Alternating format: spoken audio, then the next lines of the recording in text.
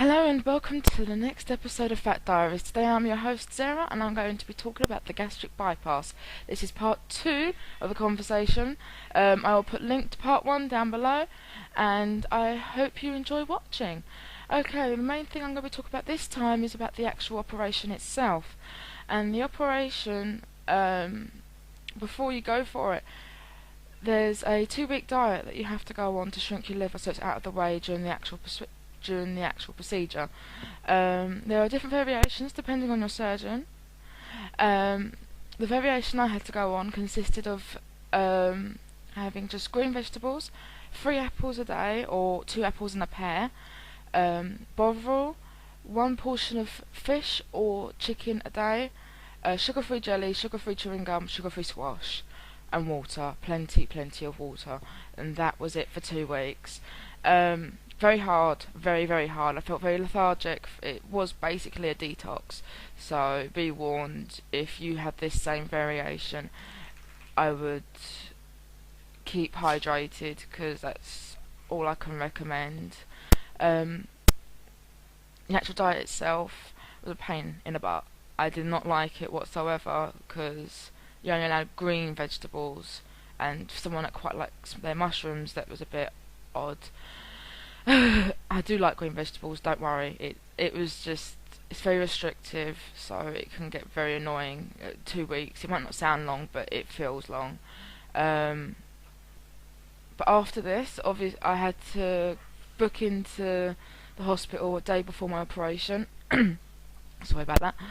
And go through like preparations from receiving an IV drip into my hand and into my neck, having the most uncomfortable thing in the world fitted, which is a catheter, and also having a period of laxatives because of what the procedure entails. There are 3 main procedures. One is the gastric sleeve.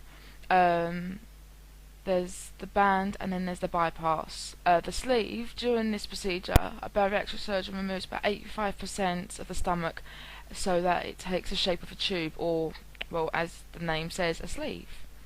There's also the band, the adjustable band, which is a restrictive type of weight loss surgery.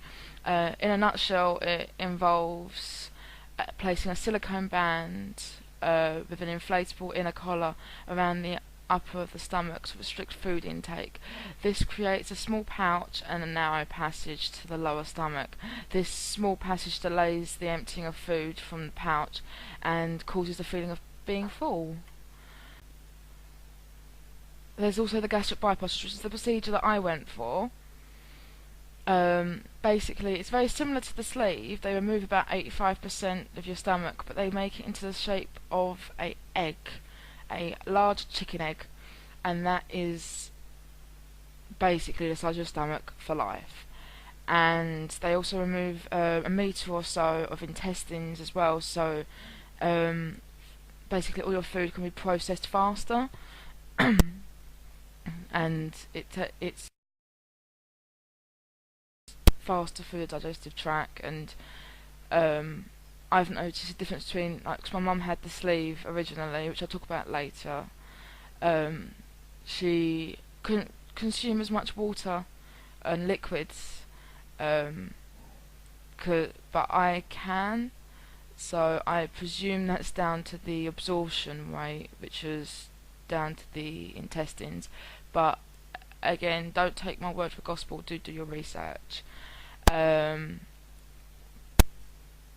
Yeah, the morning of the operation, damn scary. I'm not gonna lie, it was really freaking me out. I was a bit of a surgery virgin, and I didn't know what surgery entailed, or obviously I knew what it entailed, but I didn't know how it felt or what the feelings were to be afterwards. And also there was the risk of a 60-40 chance of me not surviving, so obviously I was worried, will I wake up, will I be coming through the other side. The morning of the procedure, I had to remove all jewellery. I had to be completely naked, only wearing the surgical gown, my hair tied back, and washed. Obviously, that's common sense. Clean. Um, I was wheeled down about 8:15 in the morning, and the surgery took about 4 hours. When I was wheeled down, they put a oxygen mask to my face to in uh, help my breathing, not because I was having a panic attack, but to try and keep my lungs stretching. And they made me do breathing exercises, so that way when I was put under anaesthetic, There are two ways of the less procedure actually complication. being done. There's done by laparoscopic surgery and there's done by actual open surgery. And laparoscopic surgery is basically keyhole surgery when there are metal prongs as such been put into your body by five to eight major incisions. But if you're on the bigger side, they normally open you up due to the length of the tools. It makes it a lot easier and a lot safer, because obviously they're looking out for you first and they don't want any complications. I personally had a laparoscopic surgery.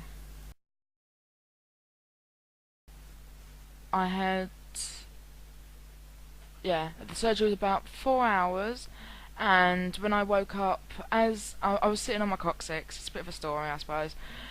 I was sitting on my coccyx, really, really uncomfortable. Even though I've only just woken up from anaesthetic, I lifted myself up, but forgot I had the IV in my neck, and I ripped it right out. I ended up with 5 stitches across my neck, and I got a very small, what looks like a spot style scar on my neck.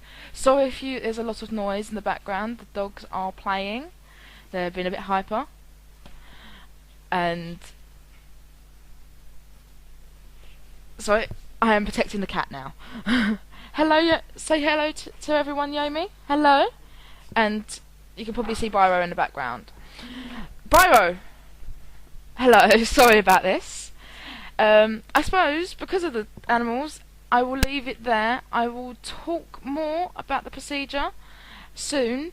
This will definitely be about 5 episodes, because I've obviously got to give you the after-surgical procedure and my life now it's changed, and a few other things that I think you might need to know. This is Bye from the Fat Diaries and the animals. So see you later. Remember, the future's bright, and remember, the future is slim.